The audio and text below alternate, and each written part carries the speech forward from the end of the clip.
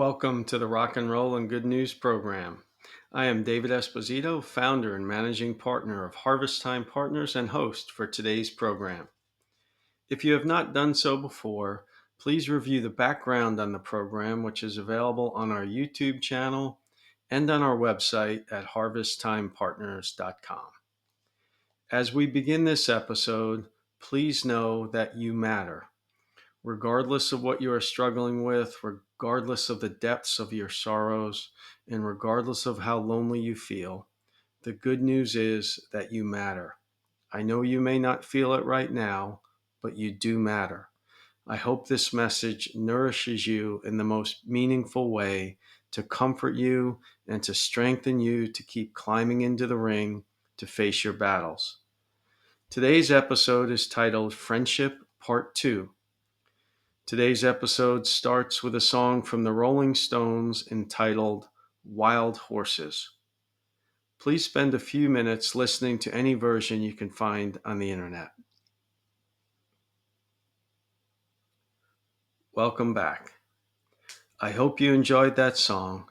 Wild Horses is a fitting song when we talk about the bonds of friendship and the commitments we make. As the song says, wild, wild horses couldn't drag me away, is a good reminder of the kind of commitments we make to friends. The song helps all of us reconnect with the truth that friendship is built upon commitments. As we mentioned in part 1, episode number 6, that was called Friendship, we realized the importance of friendship that was outlined in the relationship between David and Jonathan. They made a commitment in the book of Samuel, 1 Samuel chapter 20, verses 42, that our friendship is between you and me and between your descendants and my descendants forever.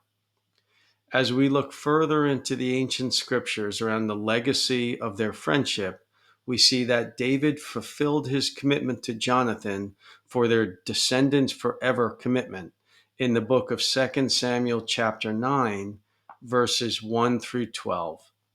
Please take a moment and find a version of this scripture on the internet.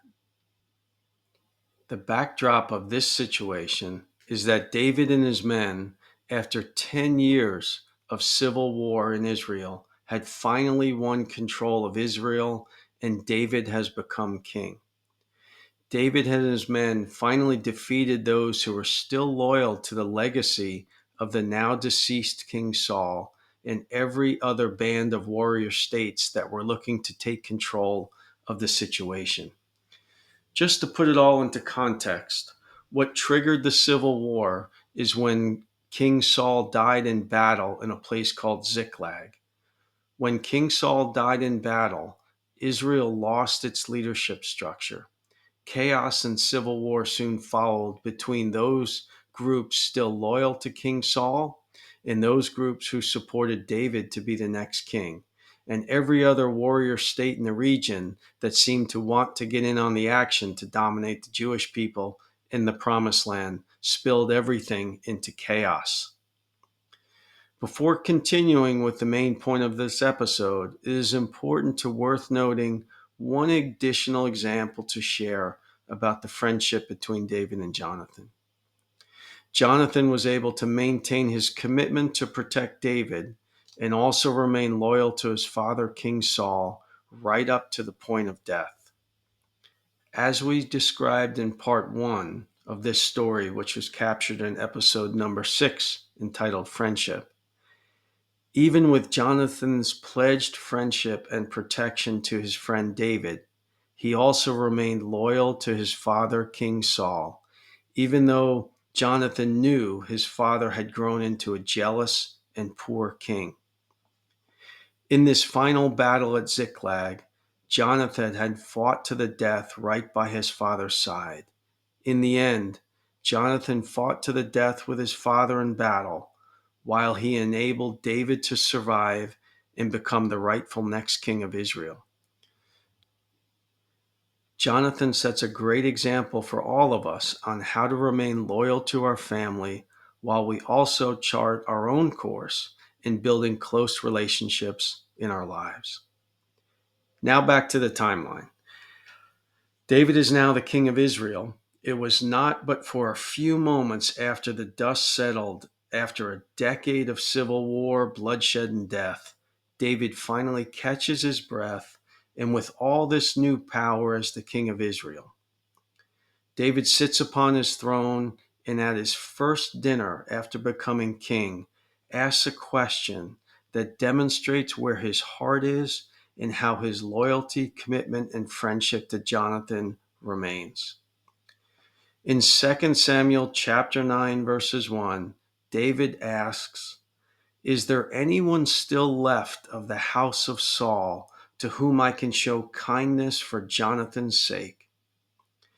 Basically, David asked, "Now that I am the mighty and powerful king of Israel, is there anyone left alive in Jonathan's family after 10 years of bloodshed in this civil war, so I can maintain my commitment to him to remain loyal to his descendants forever?"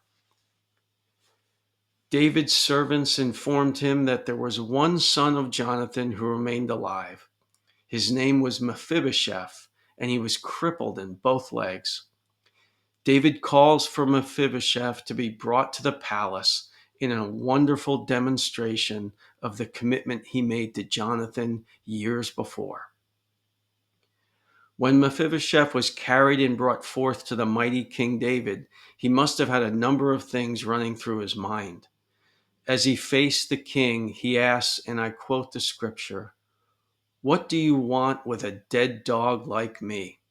In essence, what could the most powerful king in the world possibly want with a crippled poor young man that society has cast aside as worthless? And here is what David says to Mephibosheth in 2 Samuel chapter 9 verse 7. "Don't be afraid," David said to him, "for I will surely show kindness for the sake of your father Jonathan.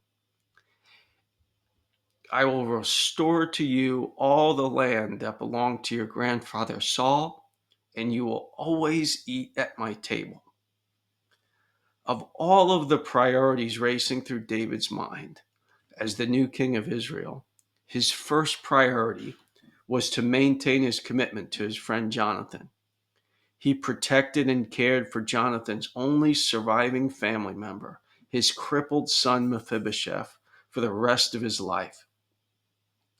In part 2 of the message of friendship, we find that the story of David and Jonathan highlights the truth that friendship is built upon commitments. We build the bonds of friendship when we maintain our commitments, and people can count on us to uphold those commitments. It is important in the journey of our lives that we learn to serve others in the bonds of friendship. God demonstrates his friendship and commitment to us, and we need to demonstrate that friendship and commitment to others around us. Take a moment to reflect on the following questions. How have I maintained my commitments to friends over the years? When have I done well with maintaining my commitments, and when have I fallen short on those commitments? As you continue in your journey, please remember that we all cannot be our best in this world when we are all alone. Close friends are critical to share our joys and lessen our sorrows. If you find yourself in a dark valley today, please remember just a few things. Number one, God promises and is always faithful to be our friend who sticks closer than a brother, as described in the ancient scriptures, and we should call on him in our time of need. And number two, please reach out to a close friend to talk things through, and please consider me as one of your friends today. As you continue to reflect on the message, please take a moment and search the internet to find and listen to Vince Gill singing "Go Rest High on That Mountain." Welcome back. I hope you enjoyed this message. As we conclude this message, please know that you matter. Regardless of what you are struggling with, regardless of the depths of your sorrows and regardless of how lonely you feel. The good news is that you matter. I hope the message nourished you in the most meaningful way to comfort you and strengthen you to keep climbing into the ring to face your battles. This concludes today's episode entitled Friendship Part 2. Please subscribe to our YouTube channel to receive updates on new episodes. Also, log on to our website at harvesttimepartners.com to explore the many products and services we have to help you be your best for those you care about most. And also, please feel free to reach out to me directly at david@harvesttimepartners.com or call or text my mobile at 269-370-9275. Thank you for listening.